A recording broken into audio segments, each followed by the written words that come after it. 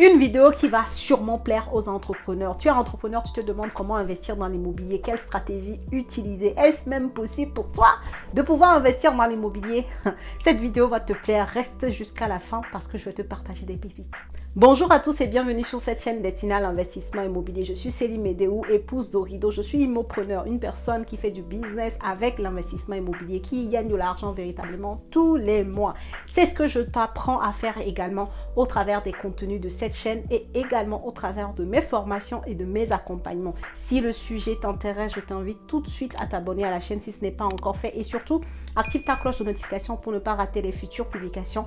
Et la deuxième chose, regarde dans la barre de description de cette vidéo, tu y trouveras des liens très intéressants, notamment ton lien de bienvenue si tu es nouveau ou nouvelle sur cette chaîne. Alors, comme je le disais, notre sujet du jour, c'est un sujet consacré aux entrepreneurs. Tu es entrepreneur dans l'immobilier, non.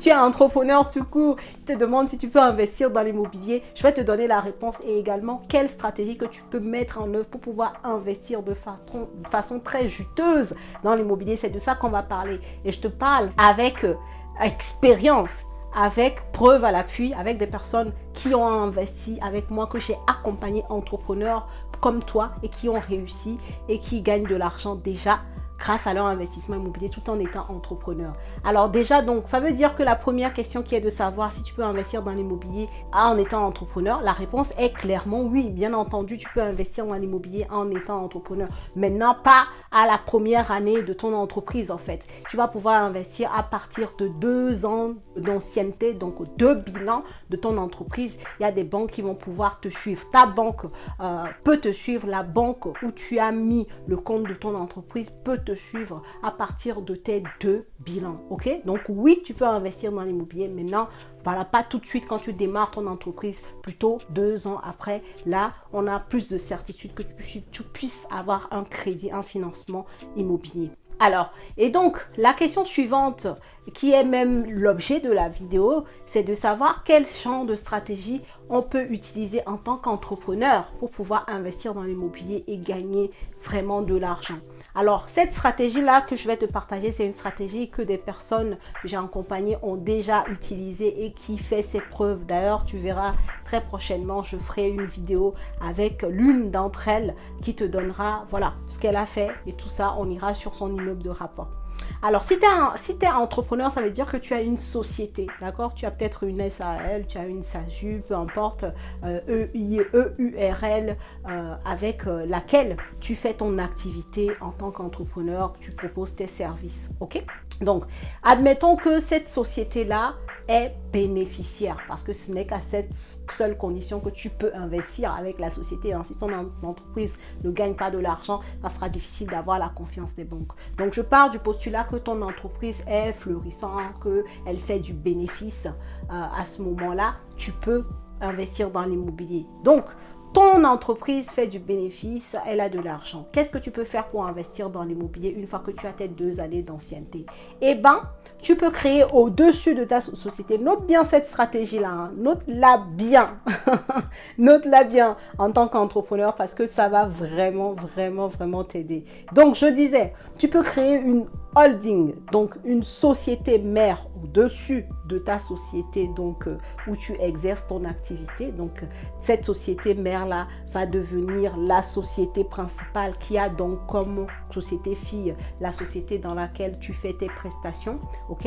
Et ensuite à côté, je dis bien à côté de la société dans laquelle tu exerces, à ce moment-là tu vas créer une SCI, une société civile immobilière. Alors pourquoi tu fais ce micmac?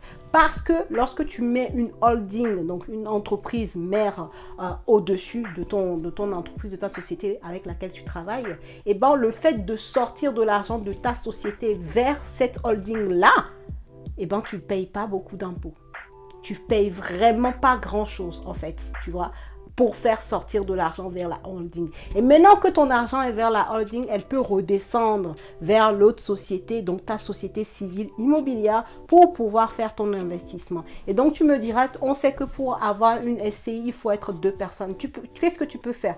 Tu peux te mettre, toi, personne physique, en association avec ta société Admettons que c'est une société de consulting, ta société de consulting, donc vous serez ta société de consulting et toi, personne physique dans cette SCI-là qui a au-dessus d'elle, donc du coup, la holding aussi. Donc, tu auras la holding, donc la société mère, et en dessous, tu auras ta société, admettons, par exemple, de consulting ou ta société de, je sais pas, de formateur. Et à côté de la société aussi, tu auras la SCI. Donc, SCI, société, et au-dessus, la holding. Et donc, pour pouvoir investir avec la SCI, on met de l'argent, on fait transiter l'argent de la société qui est bénéficiaire vers la holding. Donc, du coup, et la holding va remettre l'argent vers la SCI et cet argent-là peut servir d'apport puisque tu vas investir en mode société. Il te faut de l'apport, bien entendu. Il y a des banques qui vont te demander entre 10 à 20% d'apport lorsque tu es en société,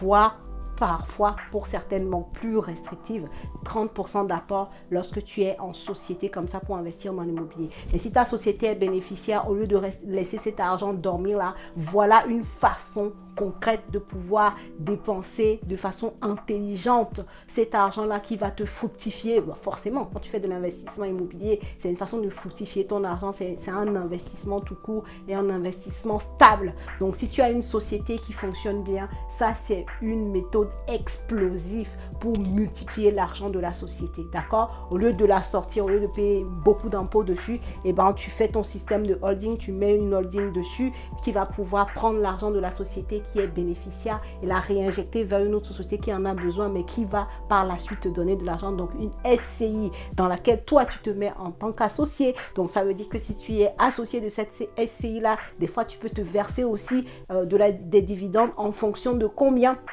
tu te mets en part, d'accord, sur cette SCI là, mais ce sont des choses complètement possibles. Alors, je sais que si tu es hyper débutant dans l'immobilier, c'est clair, je vais peut-être te perdre. Si tu es un entrepreneur, n'hésite pas à prendre rendez-vous avec moi pour en discuter. Je pourrais toujours te diriger vers mes partenaires fiscalistes qui vont encore mieux te l'expliquer que moi, parce qu'ils ont fait des études pour. Donc, n'hésite surtout pas. Si tu es entrepreneur, si tu as une société qui a plus de 2 ans d'existence, qui fonctionne, donc qui est bénéficiaire, qui gagne de l'argent, n'hésite pas à investir dans l'immobilier, quoi. N'hésite pas à investir dans l'immobilier parce que même en tant qu'entrepreneur, je veux dire, tu subis autant que tout le monde l'inflation. Donc, si ta société est bénéficiaire, que cet argent-là, tu n'en fais rien, qu'elle est là, elle dévalue, elle déprécie en fait, elle perd sa valeur. Donc, quoi de mieux que de pouvoir faire un système dans lequel tu vas en même temps payer moins d'impôts et en même temps gagner de l'argent plus grâce à l'investissement immobilier. C'est juste une méthode explosive que je viens de te donner comme ça,